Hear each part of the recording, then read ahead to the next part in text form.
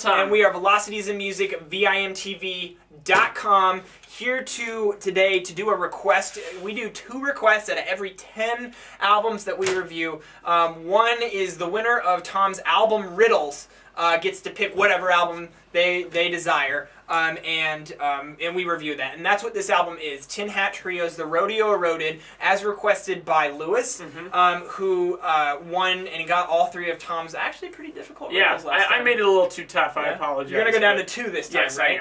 I am. So that's a cool thing, and if you're a music nerd and like riddles and stuff, you're going to get into that. And we just wanted to add some fun, and also motivate you guys to get on Facebook and Twitter, because that's where we're at all the time, and that's where we're talking about music, and we got to get you guys on Facebook and Twitter following us, talking to us, because that's where we interact with our fans most of all.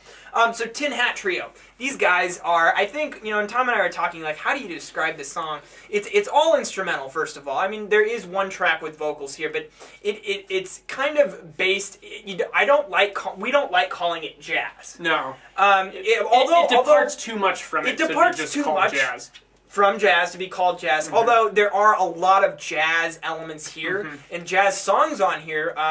But it also goes into bluegrass, folk, Americana, as you were saying, and so you get a wide variety of sounds, and just instrumental variety too.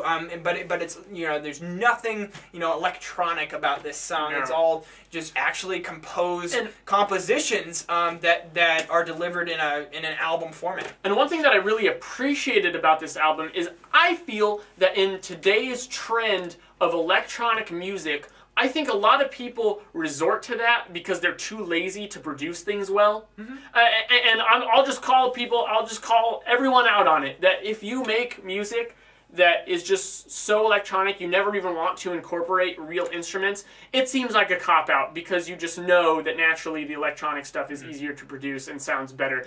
It's very hard to make an acoustic guitar sound really crisp and clean. It's hard to do. This album does it, and that's what I love. Is that the production is so clean, so good, it's just perfect, and it makes these very real instruments sound on par with all the fake stuff that's coming out today. Yeah. And I appreciate that more than I could ever possibly say. But aside from that kind of extra stuff that makes this better for me, I mean, the instrumentation is just great. Which it should be on an instrumental album. Oh, absolutely. I mean, you have to have it good, but I mean, even more exemplary. I mean, just the compositions, the way everything works together, that's very good. But the other thing that really amazed me about this is how this album, with a lot of tracks, 15 tracks, with the most vast array of instruments that you could think. I mean, you get the strings, some kind of violin, cello stuff. Oh yeah, accordions, acoustic guitar, and yet this thing flows so well. You barely even tell where one track ends and another begins, and yet you'll think, wait, this is a completely different instrumental setup than the previous track. And so it's like, how do they do that? How do they take 2 completely different compositions with different instruments and yet make them flow into each other so well? I think that's really commendable. And give a wide variety of moods and takes on atmosphere. I mean, I really enjoyed that aspect of it. Plus, I like the flip-flop back from more, the album title, The Rodeo Eroded. That is such an evocative album title. I love that. And then you compare that with the types of songs that you're getting. There's some more jazzy, avant-garde jazz music on this, and there's also a lot of like Western tinge and sepia-soaked songs on this one that play. And I think that all in all, when you add this up, it plays very much like a soundtrack to like a noir Western film. Like something that it sees like the Coen brothers direct or something like that. And because of that, I do have a minor criticism of it, and that's just I feel like the last track 12 is a minute and a half long, and it's called Interlude. And then after that, tracks 13 through 15, all they're kind of just shorter snippets, and I really don't feel like they really get the chance to develop like the first 2/3 of the album. I feel like that last third just kind of ekes on and just kind of just unravels, and I really, since it does operate very much like a moving soundtrack. Like, I feel like I'm a part of something when I'm listening to this. I kind of want that to not feel like a credit roll compilation at the end. I want it to have some closure. I want an ending to this thing. I would like that to have been a little bit more tight and made. But really, that's my main criticism of it. I really liked a lot of the theming and the conceptuality driving.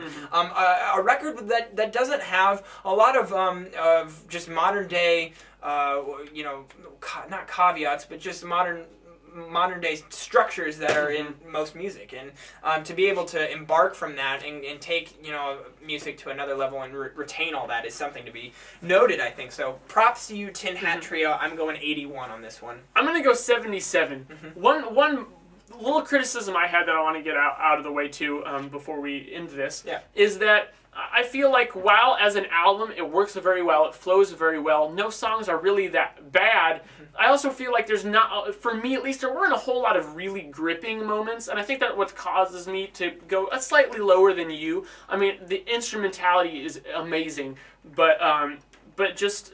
I mean, there were only a couple spots that really, like, I kind of looked up and went, wow, that's really cool. The rest of it's, like, it's good, but it kind of went over my head. Yeah, they could have packed a little bit more emotion, a little bit more connection. A little bit more of a punch, Yeah, that's a good call. What did you guys think? If you've checked this out, we'd really love to talk to you about it. So please leave us a comment at our website, www.velocitiesandmusic.com or youtube.com/velocitiesandmusic. As we said before, like us on Twitter. Like us on Facebook, follow us on Twitter. That's where we're doing most of our communication with our fans. And follow Ian's blog at vimtv.tumblr.com. Now, tomorrow, when you guys are watching this episode, is going to be another form of our request, and we're going to do the White Stripes Distill. So that's one you're definitely going to want to check out. I know there's a lot of White Stripes fans out there.